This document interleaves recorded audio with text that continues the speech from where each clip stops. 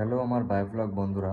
তো যারা যারা বায়োফ্লগে ফিশ ফার্মিং করছো বর্তমান, সো আমি তাদের এটাই বলতে চাই যে সম্পূর্ণ ভিডিওটা দেখো। আর আজকের টপিকটা হচ্ছে বায়োফ্লগে ফিশ ফার্মিং নিয়ে, যেটা সবাই বলে যে ভিয়েতনামি কই চাষ করলে পরে একটা বেটার রেজাল্ট, একটা বেটার গ্রোথ, একটা বেটার প্রফিট আমাদের হাতে চলে আসে। তবে প্রফিট আর কীভাবে সম্পূর্ণ জিনিস তৈরি করতে হবে, এফসিও মানে বায়োফ্লকটা শুধু তো তাঁবুর ট্যাঙ্কি সেটা তো নয়।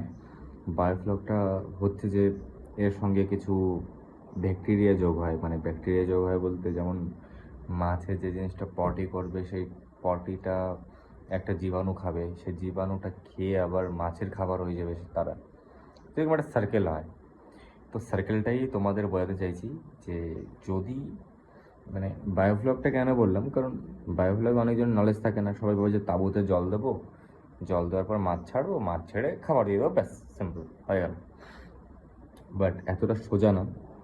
আর ওইভাবে তোমাদের খরচা এরকম পড়বে, মানে জীবনে কোনো দিন না আকাশ আর পাতাল যেরকম একটা থাকে, ওরকম আকাশ পাতালের একটা ডিফারেন্স চলে আসবে খরচায়। তো খরচাটা বাঁচানোর জন্যে আমি সব ধরনের টপিকই বলছি, কিন্তু আগে এফসিও নিয়ে একটু কথা বলি, কারণ এফসিওটা আমার কাছেই আছে এখন বর্তমান। মাছ ধরেও দেখাবো, যেমন মাছের সাইজ বা কী হয়েছে না সাইজ হয়েছে 2 মাসে। আজকে পাক্কা 2 মাস হলো, মানে 60 দিন। আজকে 60 দিন হলো, 60 দিনে কোন মাছের সাইজ কেমন আছে না আছে সব কিছুই আপনাদের তুলে ধরে দেখাবো। এবার এফসিও নিয়ে কথা বলি। আমি ইউজ করছি বর্তমান এটা হয়তো উল্টো লেখা দেখাচ্ছে, বাট ঠিক আছে, আমি এটা পাউডারটা ইউজ করছি। এটাতে কি হয়, 4 গ্রাম থেকে 5 গ্রাম দিতে লাগে, গুড়ের সঙ্গে মিশিয়ে 3 ঘন্টা রাখতে লাগে।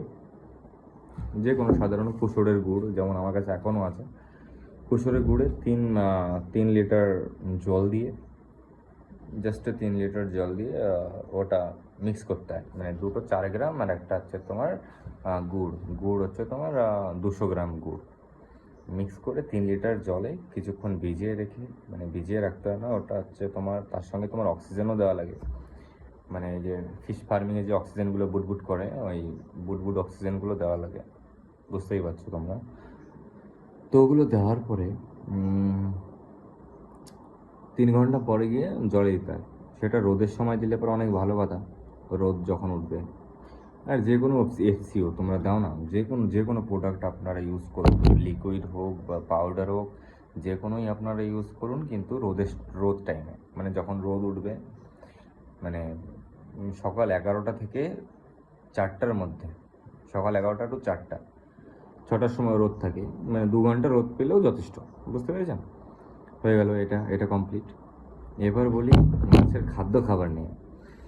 এবার আমি যখন আমার কই মাছগুলো ছেড়েছিলাম, মানে ভিয়েতনামি কই মাছগুলো ছেড়েছিলাম ট্যাঙ্কে, তো আমি ফার্স্টে পাউডার ইউজ করি, মানে পাউডার বস্তা থাকে, খাবারের বস্তা আর কি পাউডারের।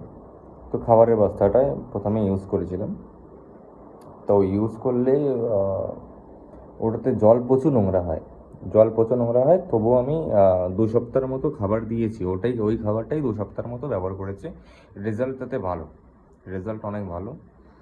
আর তারপরে আমি নেক্সট শুরু করলাম 2 mm খাবার, মানে 2 mm যে একটা খাবারের থাকে, তো 2 mm পরে ইউজ করলাম। 2 mmটাও খুব ভালো, কিন্তু এতেও জল নষ্ট হয়, মানে জল নোংরা তো হতেই বাধ্য, কিন্তু জল নোংরাটা বাঁচানোর জন্য এটা পরিষ্কার করার জন্য।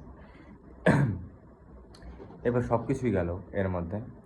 এবার যারা যারা ভাবছো যে 2 মাসে একটা 1 গ্রাম সাইজের, 1 গ্রাম, জাস্ট 1 গ্রাম সাইজের একটা মাছ কত বড় হতে পারে 2 মাসে, স্বাভাবিক ভাবাটা।